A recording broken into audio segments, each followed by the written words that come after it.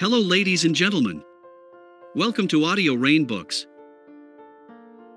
I am very happy to share with you.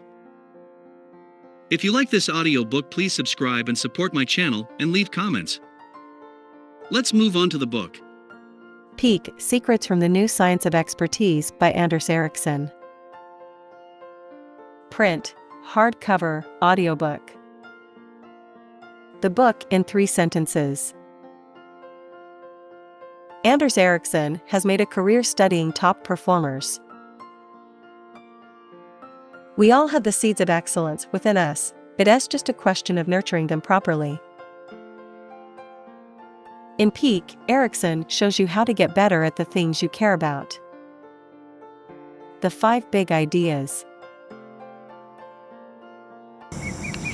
People aren't born with fixed reserves of potential. Instead, potential is an expandable vessel, shaped by the various things we do throughout our lives.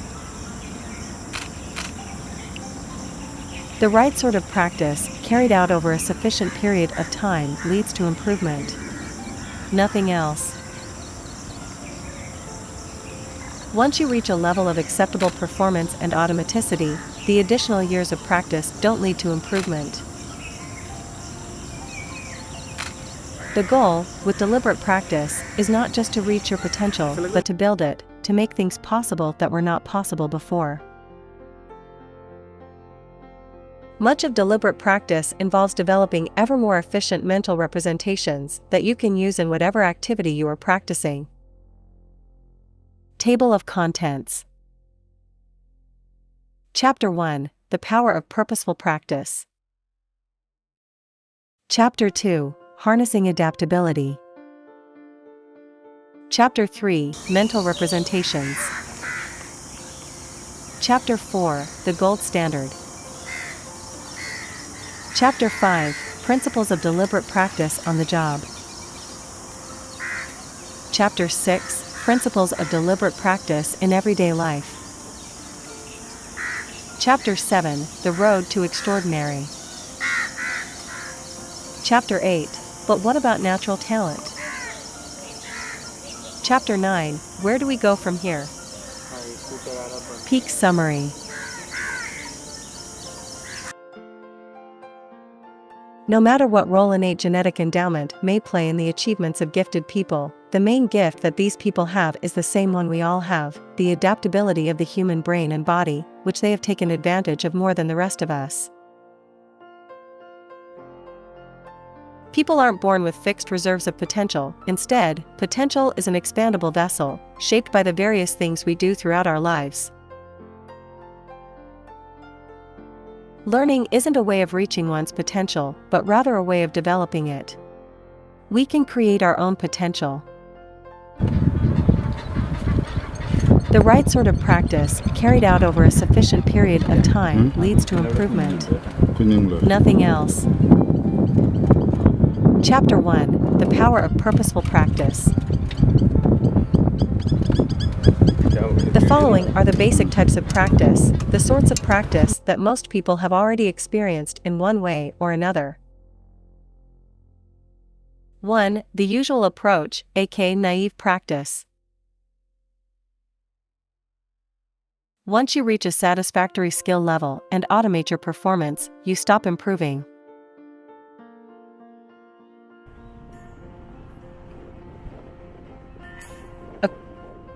According to Ericsson, once a person reaches a level of acceptable performance and automaticity, the additional years of practice don't lead to improvement. If anything, people who have been at it for 20 years are likely to be a bit worse than the one who's been doing it for only 5. Why? Because automated abilities gradually deteriorate in the absence of deliberate efforts to improve. 2. Purposeful practice. Purposeful practice has several characteristics that set it apart from what we might call naive practice, which is essentially just doing something repeatedly and expecting that the repetition alone will improve your performance.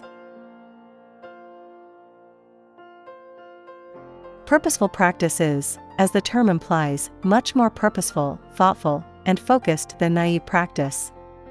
In particular, it has the following characteristics. Purposeful practice has well-defined, specific goals. Purposeful practice is all about putting a bunch of baby steps together to reach a longer-term goal. Purposeful practice is focused. You seldom improve much without giving the task your full attention. Purposeful practice involves feedback.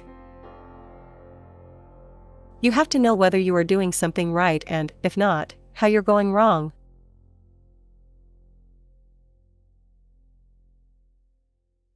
Generally speaking, no matter what you're trying to do, you need feedback to identify exactly where and how you are falling short.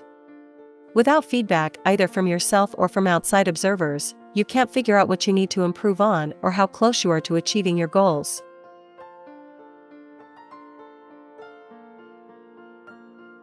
Purposeful practice requires getting out of one's comfort zone. Why? Because if you never push yourself beyond your comfort zone, you will never improve. To get out of your comfort zone, you need to try something you couldn't do before. Often, the goal isn't to try harder, it's to try differently.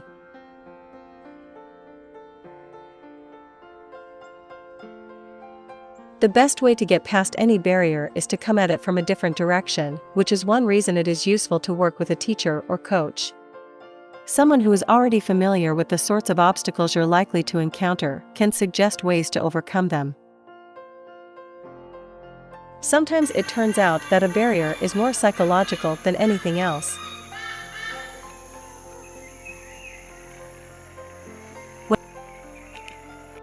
Whenever you're trying to improve at something, you will run into such obstacles, points at which it seems impossible to progress, or at least where you have no idea what you should do in order to improve.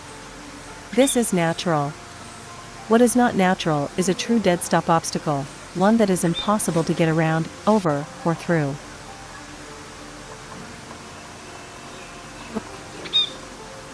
In all of his years of research, Erickson has found it is surprisingly rare to get clear evidence in any field that a person has reached some immutable limit on performance. Instead, he's found that people more often just give up and stop trying to improve.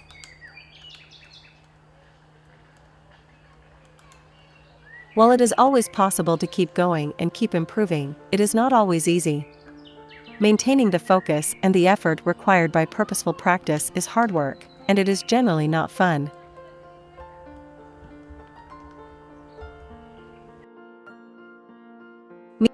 Meaningful positive feedback is one of the crucial factors in maintaining motivation. It can be internal feedback, such as the satisfaction of seeing yourself improve at something, or external feedback provided by others, but it makes a huge difference in whether a person will be able to maintain the consistent effort necessary to improve through purposeful practice.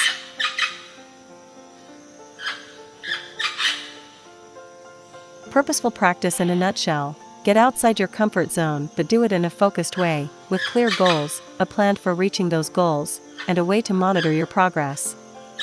Finally, figure out a way to maintain your motivation.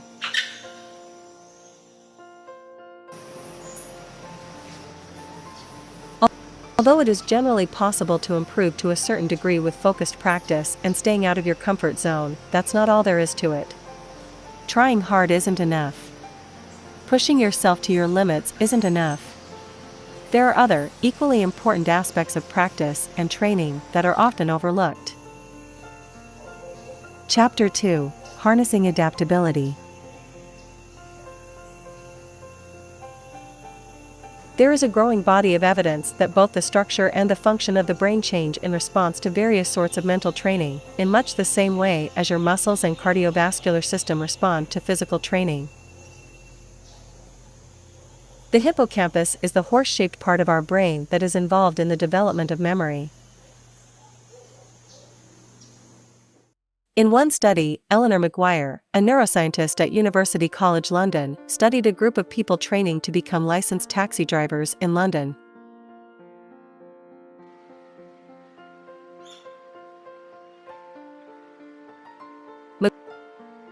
Maguire found that the volume of the posterior hippocampi had gotten significantly larger in the group of trainees who had continued their training and had become licensed taxi drivers.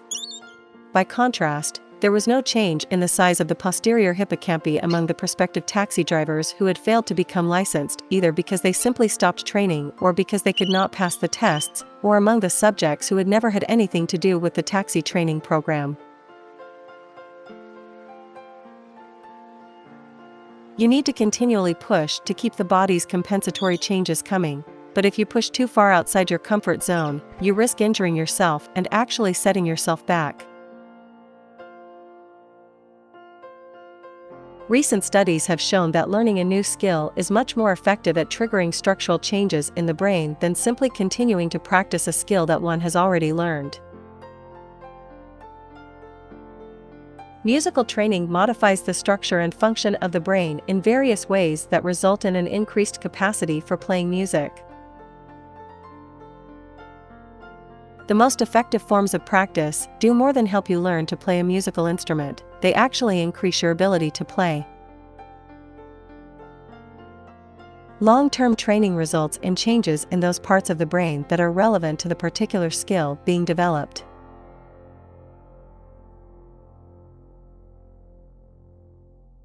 Regular training leads to changes in the parts of the brain that are challenged by the training. The brain adapts to these challenges by rewiring itself in ways that increase its ability to carry out the functions required by the challenges.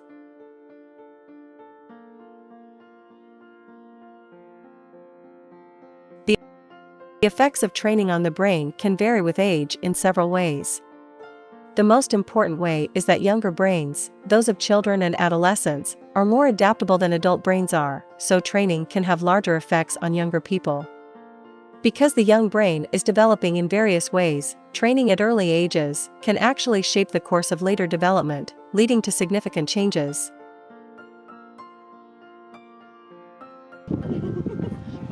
The bent twig effect. If you push a small twig slightly away from its normal pattern of growth, you can cause a major change in the ultimate location of the branch that grows from that twig. Pushing on a branch that is already developed has much less effect. In many cases, people who have developed one skill or ability to an extraordinary degree seem to have regressed in another area. The cognitive and physical changes caused by training require upkeep. Stop training, and they start to go away.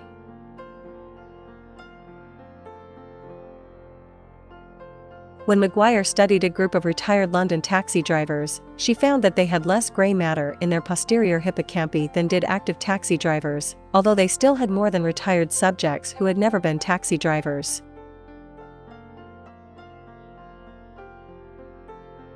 The reason that most people don't possess these extraordinary physical capabilities isn't because they don't have the capacity for them, but rather because they're satisfied to live in the comfortable rut of homeostasis and never do the work that is required to get out of it.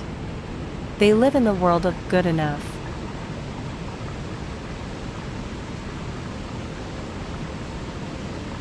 The traditional approach to learning is not designed to challenge homeostasis. It assumes, consciously or not, that learning is all about fulfilling your innate potential and that you can develop a particular skill or ability without getting too far out of your comfort zone. In this view, all that you are doing with practice, indeed, all that you can do, is to reach a fixed potential.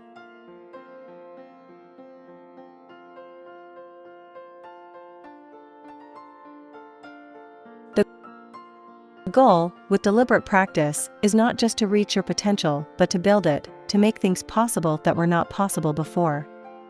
This requires challenging homeostasis, getting out of your comfort zone, and forcing your brain or your body to adapt.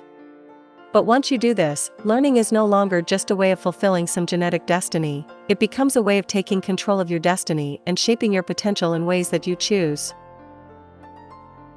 Chapter 3: Mental Representations.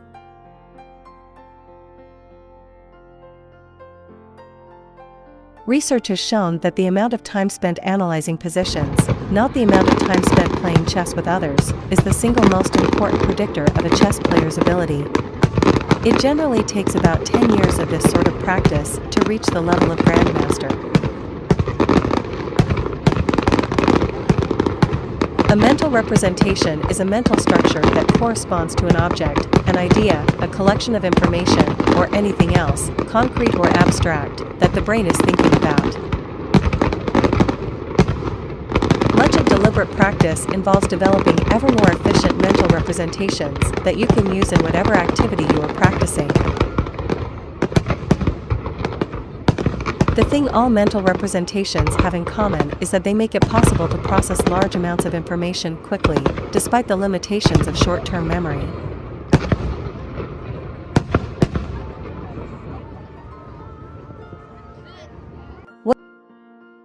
What sets expert performers apart from everyone else is the quality and quantity of their mental representations. Through years of practice, they develop highly complex and sophisticated representations of the various situations they are likely to encounter in their fields. These representations allow them to make faster, more accurate decisions and respond more quickly and effectively in a given situation.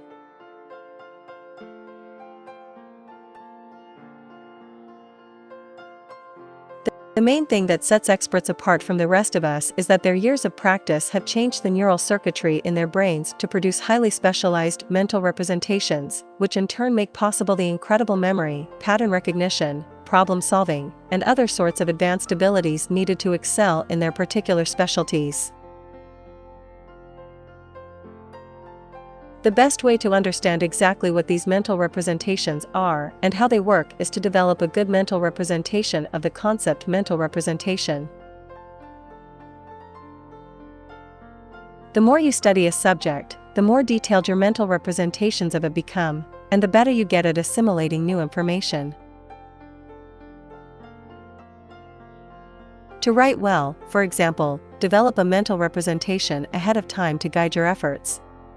Then monitor and evaluate your efforts and modify that representation as necessary. The more skilled you become, the better your mental representations are, and the better your mental representations are, the more effectively you can practice honing your skill. As you push yourself to do something new, to develop a new skill or sharpen an old one, you are also expanding and sharpening your mental representations, which will, in turn, make it possible for you to do more than you could before. Chapter 4: The Gold Standard.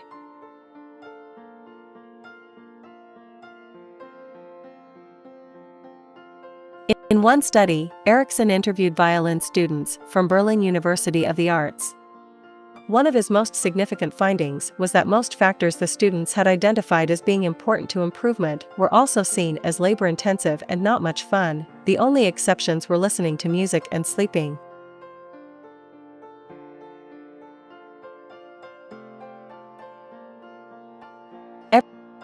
Everyone from the very top students to the future music teachers agreed improvement was hard, and they didn't enjoy the work they did to improve. In short, there were no students who just loved to practice and thus needed less motivation than the others. These students were motivated to practice intensely and with full concentration because they saw such practice as essential to improving their performance.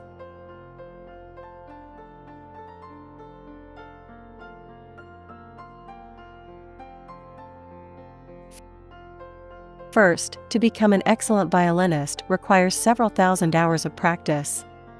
Ericsson found no shortcuts and no prodigies who reached an expert level with relatively little practice. And, second, even among these gifted musicians, all of whom had been admitted to the best music academy in Germany, the violinists who had spent significantly more hours practicing their craft were on average more accomplished than those who had spent less time practicing. Nobody develops extraordinary abilities without putting in tremendous amounts of practice.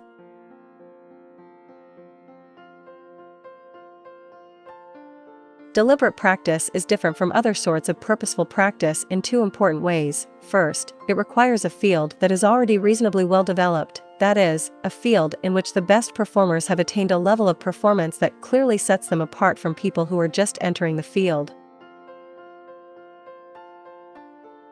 Second, deliberate practice requires a teacher who can provide practice activities designed to help a student improve his or her performance.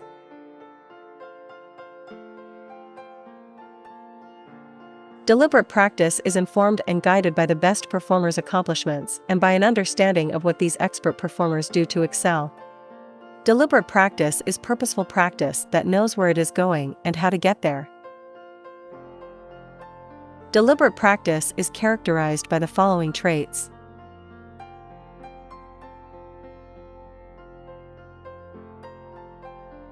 Deliberate practice develops skills that other people have already figured out how to do and for which effective training techniques have been established. The practice regimen should be designed and overseen by a teacher or coach who is familiar with the abilities of expert performers and with how those abilities can best be developed.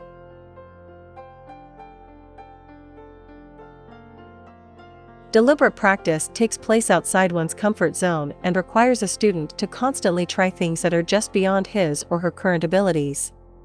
Thus it demands near maximal effort, which is generally not enjoyable.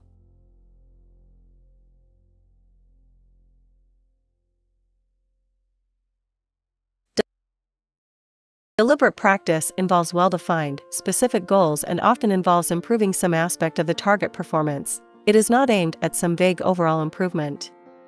Once an overall goal has been set, a teacher or coach will develop a plan for making a series of small changes that will add up to the desired larger change. Improving some aspect of the target performance allows a performer to see that his or her performance has been improved by the training.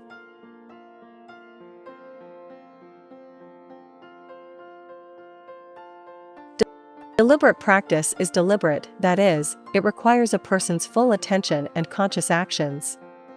It isn't enough to simply follow a teacher's or coach's directions. The student must concentrate on the specific goal for his or her practice activity so that adjustments can be made to control practice.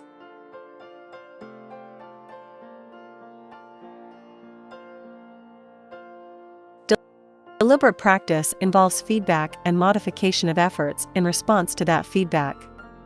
Early in the training process, much of the feedback will come from the teacher or coach, who will monitor progress, point out problems, and offer ways to address those problems.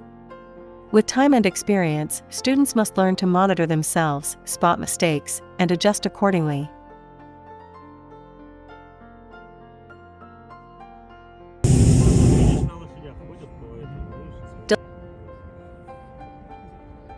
Deliberate practice both produces and depends on effective mental representations.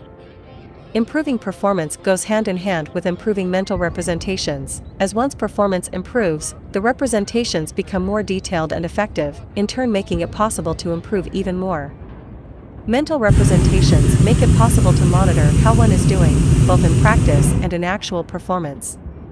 They show the right way to do something and allow one to notice when doing something wrong to correct it.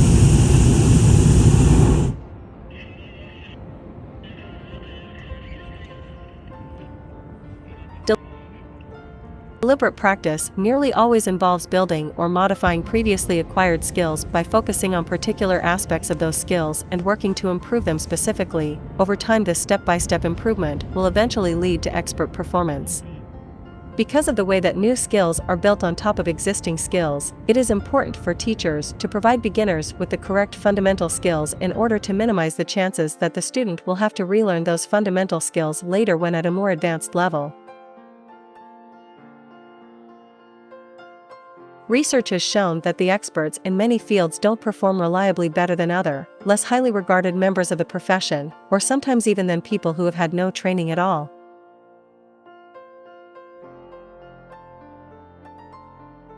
Be careful when identifying expert performers. Ideally, you want some objective measure of performance with which to compare people's abilities. If no such measures exist, get as close as you can.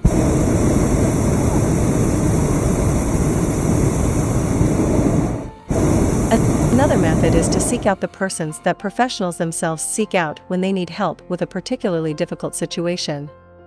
Talk to the people about who they think are the best performers in their field, but be certain that you ask them what type of experience and knowledge they have to be able to judge one professional as being better than another. If you find that something works, keep doing it. If it doesn't work, stop. The better you are able to tailor your training to mirror the best performers in your field, the more effective your training is likely to be. Chapter 5: Principles of Deliberate Practice on the Job.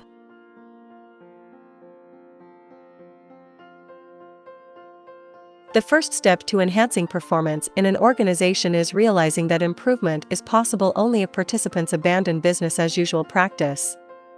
Doing so requires recognizing and rejecting 3 prevailing myths.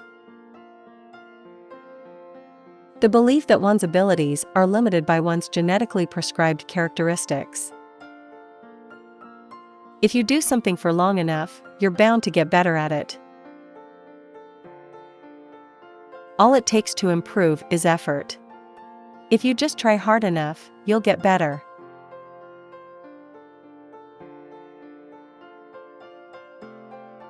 The deliberate practice mindset offers the following view: anyone can improve, but it requires the right approach. If you are not improving, it's not because you lack innate talent, it's because you're not practicing the right way. Once you understand this, improvement becomes a matter of figuring out what the right way is.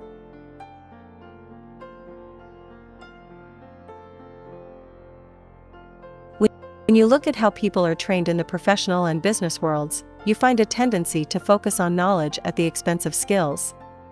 The main reasons are tradition and convenience. It is much easier to present knowledge to a large group of people than it is to set up conditions under which individuals can develop skills through practice. Chapter 6: Principles of Deliberate Practice in Everyday Life. One of the most important things a teacher can do is to help you develop your own mental representations so that you can monitor and correct your own performance. You may need to change teachers as you yourself change. If you find yourself at a point where you are no longer improving quickly or at all, don't be afraid to look for a new instructor. The most important thing is to keep moving forward. If your mind is wandering,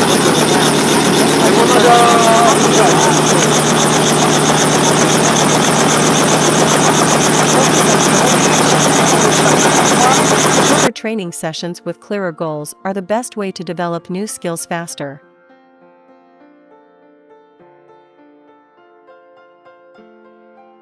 To effectively practice a skill without a teacher, it helps to keep in mind 3 F's: focus, feedback, fix it. Break the skill down into components that you can do repeatedly and analyze effectively, determine your weaknesses, and figure out ways to address them.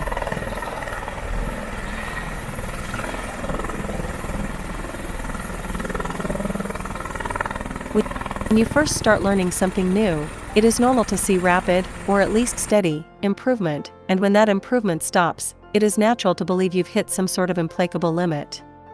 So you stop trying to move forward, and you settle down to life on that plateau. This is the major reason that people in every area stop improving.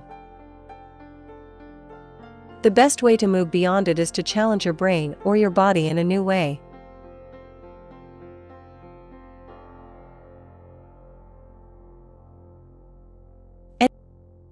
Any reasonably complex skill will involve a variety of components, some of which you will be better at than others. Thus, when you reach a point at which you are having difficulty getting better, it will be just 1 or 2 of the components of that skill, not all of them, that are holding you back. To figure out which one, you need to find a way to push yourself a little, not a lot, harder than usual. This will often help you figure out where your sticking points are.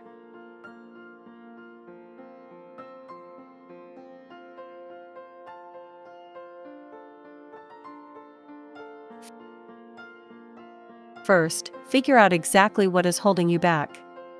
What mistakes are you making, and when? Push yourself well outside of your comfort zone and see what breaks down first. Then design a practice technique aimed at improving that particular weakness. Once you've figured out what the problem is, you may be able to fix it yourself, or you may need to go to an experienced coach or teacher for suggestions. Either way, pay attention to what happens when you practice. If you are not improving, you will need to try something else. Anyone who hopes to improve skill in a particular area should devote an hour or more each day to practice that can be done with full concentration.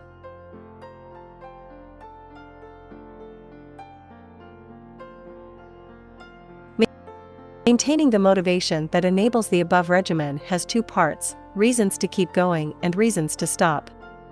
When you quit something that you had initially wanted to do, it's because the reasons to stop eventually came to outweigh the reasons to continue.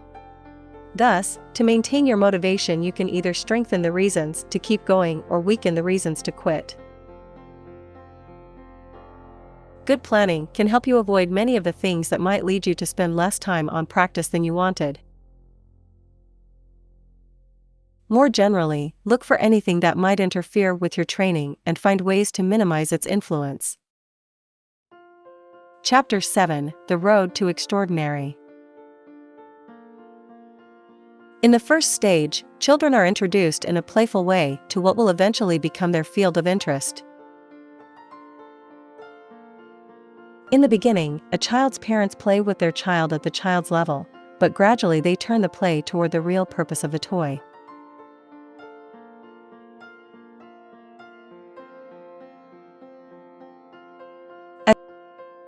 At this stage, the parents of children who are to become experts play a crucial role in the child's development. For one thing, the parents give their children a great deal of time, attention, and encouragement. For another, the parents tend to be very achievement-oriented and teach their children such values as self-discipline, hard work, responsibility, and spending one's time constructively.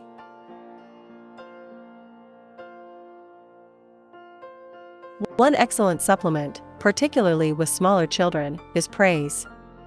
Another motivation is the satisfaction of having developed a certain skill, particularly if that achievement is acknowledged by a parent.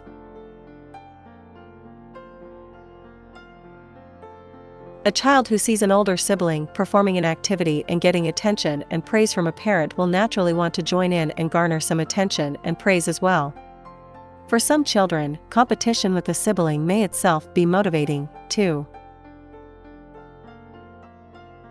In many of the cases that have been studied, children with talented siblings also had one or both parents encouraging them as well. Once a future expert performer becomes interested and shows some promise in an area, the typical next step is to take lessons from a coach or teacher. Helping children develop mental representations can also increase motivation by increasing their ability to appreciate the skill they are learning.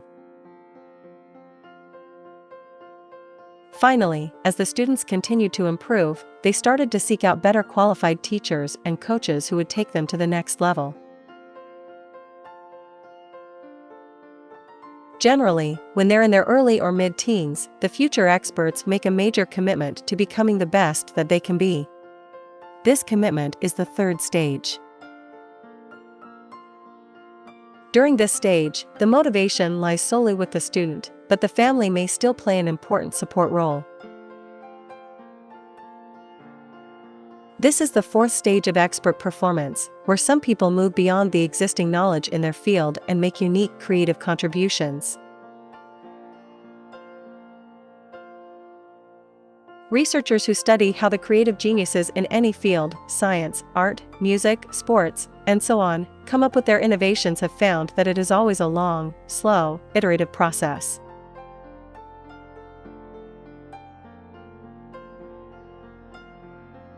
Research on the most successful creative people in various fields, particularly science, finds that creativity goes hand in hand with the ability to work hard and maintain focus over long stretches of time, exactly the ingredients of deliberate practice that produced their expert abilities in the first place. Even if the pathfinder doesn't share the particular technique, simply knowing that something is possible drives others to figure it out. In short, in most cases, and this is especially true in any well-developed area, we must rely on the experts to move us forward. Chapter 8: But what about natural talent? Expert performers develop their extraordinary abilities through years and years of dedicated practice, improving step by step in a long, laborious process. One of the major reasons that people believe in the power of innate talent is the apparent existence of natural prodigies. Erickson has made it a hobby to investigate the stories of prodigies, and he reports with confidence that he has never found a convincing case for anyone developing extraordinary abilities without intense, extended practice.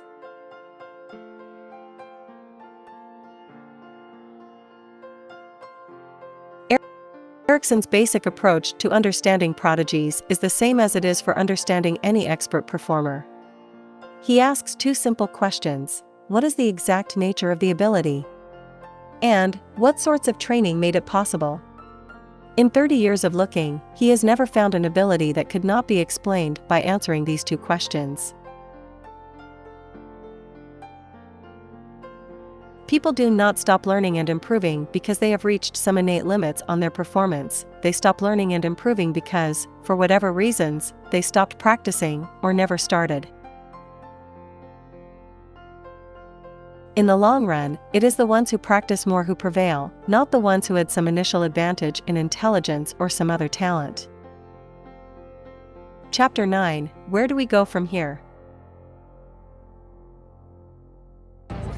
When teaching a skill, break the lesson into a series of steps that the student can master one at a time, building from one to the next to reach the ultimate objective. The redesigned physics class at the University of British Columbia offers a roadmap for redesigning instruction according to deliberate practice principles. Begin by identifying what students should learn how to do. The objective should be skills, not knowledge.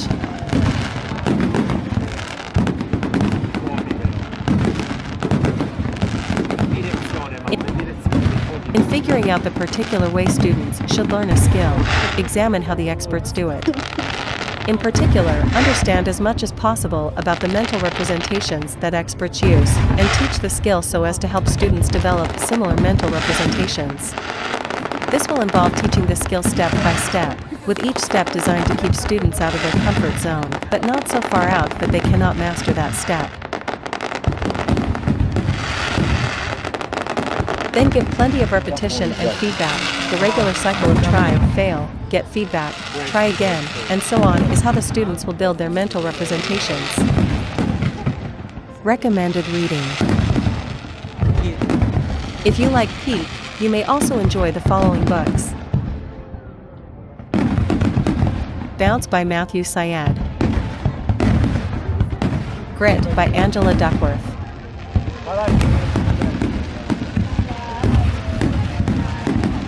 Mindset by Carol Dweck.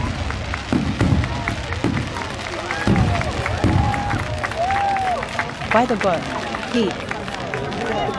Thank you for listening to this audiobook. I am very happy to share with you.